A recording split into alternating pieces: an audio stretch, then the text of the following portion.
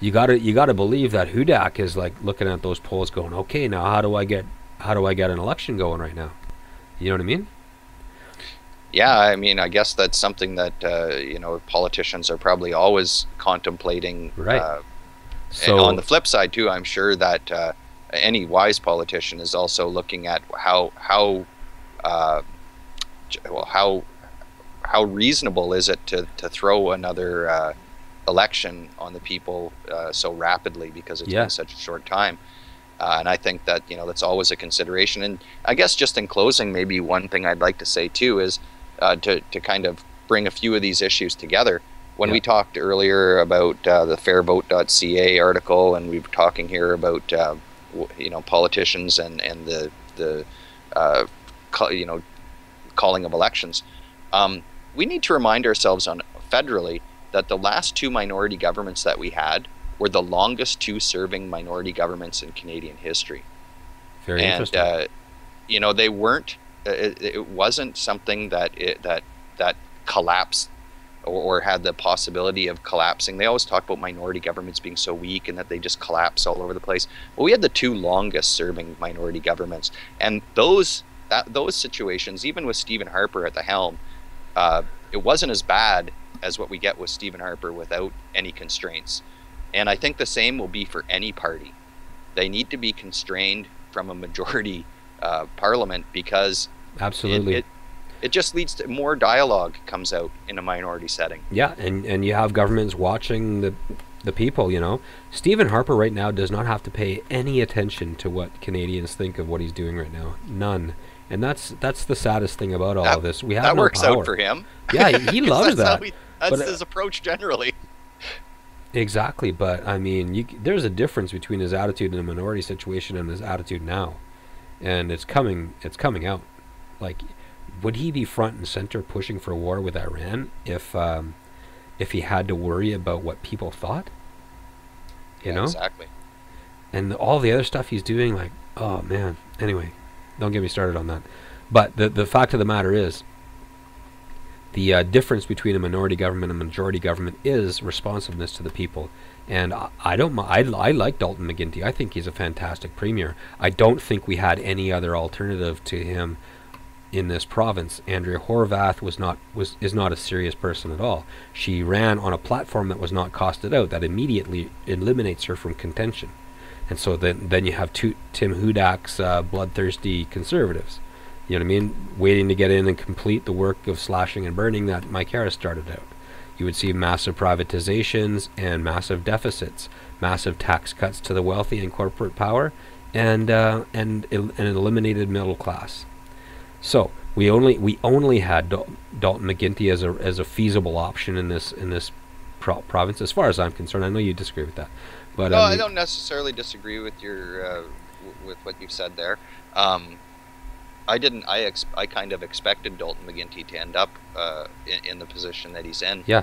But And even though I think he's the only person that could do the job of premier in this province right now, I'm still glad he has a minority government, because he's not going to be able to run roughshod over the interests of the people of Ontario. Like, do you think he would have been able to pull the HST out of his ass if he had a minority? No, sir. You know what I mean? And that's the worst and most damaging thing he's done to this province. And he's done. right, Thankfully, he's done some good things to hopefully help counterbalance that.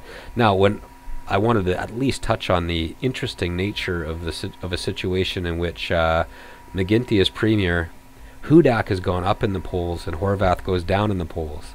So you have McGuinty on one hand having to say, well, I better watch what the people of Ontario are thinking here.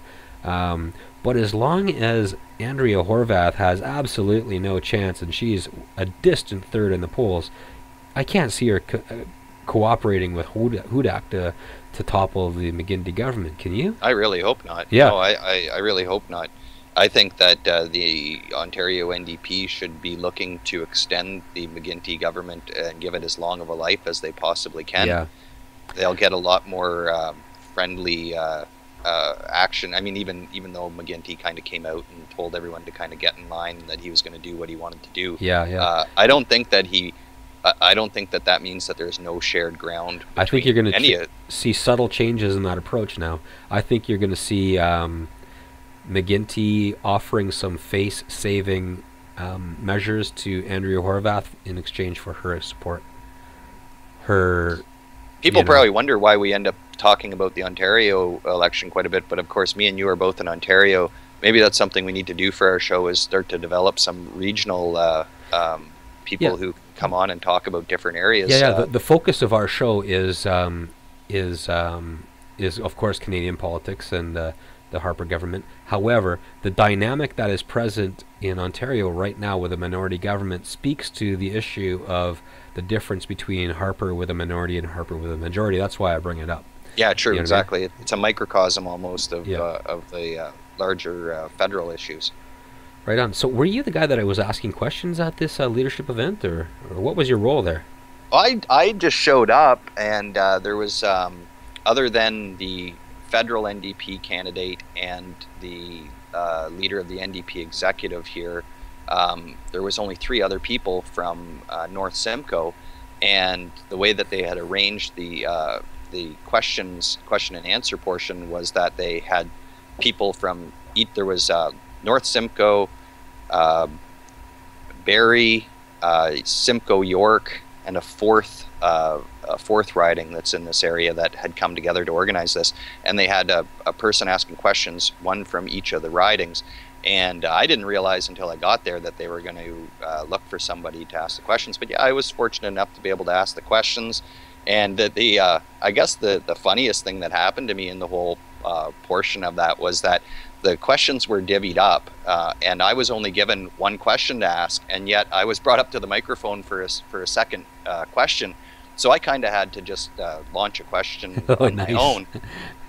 So I brought up the Robin Hood or Tobin tax, and talked about. I asked them about algorithmic trading and that kind of what was their stance on doing something about algorithmic trading and its damage to the economy, other than the millions that the few make.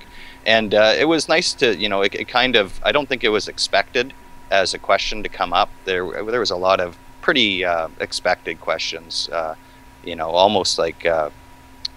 I don't want to describe them as just softballs, but a few of them were, and that one there, of course, they did, all 3 of them supported the idea of a Tobin tax, which kind of made me happy, or a Robin Hood tax. I'd like to see it on. I'd like to see it on their website. Yeah, I mean, I don't know if any of them have it right. I think Paul Dwyer mentioned that it's within his policy, that it's something he supports, and he mentioned that the Europeans are very interested in this, and it's France, not something. Get this: the highly conservative Nicolas Sarkozy is moving unilaterally to adopt a French Robin Hood tax. Mm-hmm. That's an amazing development. Sarkozy. Yeah. Sarkozy is Nicolas Sarkozy from France. Merkel from Germany is in favor of it, but wants the European Union to agree. But Sarkozy is going for it unilaterally for France. So he kind of has to deal with that up and coming socialist candidate that right now is polling higher than him. Not saying that it's all just politics there, because I think the Europeans are much more realistic about the need for this. We know that we're not going to change the world overnight and totally get rid of the problem of the derivative and bond market, where these people are selling things that they can't even describe what it is they're selling. But the one thing we can do is limit their damage by at least taking that small tax from them. And the only scary part that with the whole Tobin tax or Robin Hood tax that gets me is the idea that this could be money used to bail out banks if they fail. I don't like that idea. No more bailouts. You can't bail out these banks. Oh my God! Stop bailing out the banks, because that's just basically kicking the can down the road using taxpayers' dollars. They will fail again unless there's a fundamental realignment of our whole financial system. This system is going to collapse, and when it does, we're going to need the right politicians in place to make the right kind of decisions based on humane values to take care of people while we put something else together. That's why, unfortunately, there's a worldwide movement towards putting bankers and conservatives in power, which is very unfortunate, because these people don't have the kind of values that that indicate that they might think of people's needs when this shithole hits the fan. I think you just shocked bankers worldwide, Tony. No, I think they're gonna. I think they understand that they don't care about people. Oh, okay. Just kidding. Anyway. Yeah, well, that's the trend, right? I mean, Greece and Italy both have banking elites as. I wish we could do a show on this. Okay, let's take this opportunity right now, and hopefully we can get Matthew Ward on here. I'm glad you mentioned that. We're gonna put a link to his blog, and he did a really excellent article called "Greece is the Word" that I'd love to get him on here to talk about, because people, I mean, let's keep in mind, we can't talk about politics without talking about world finance and economics at the same time, because they go hand in hand.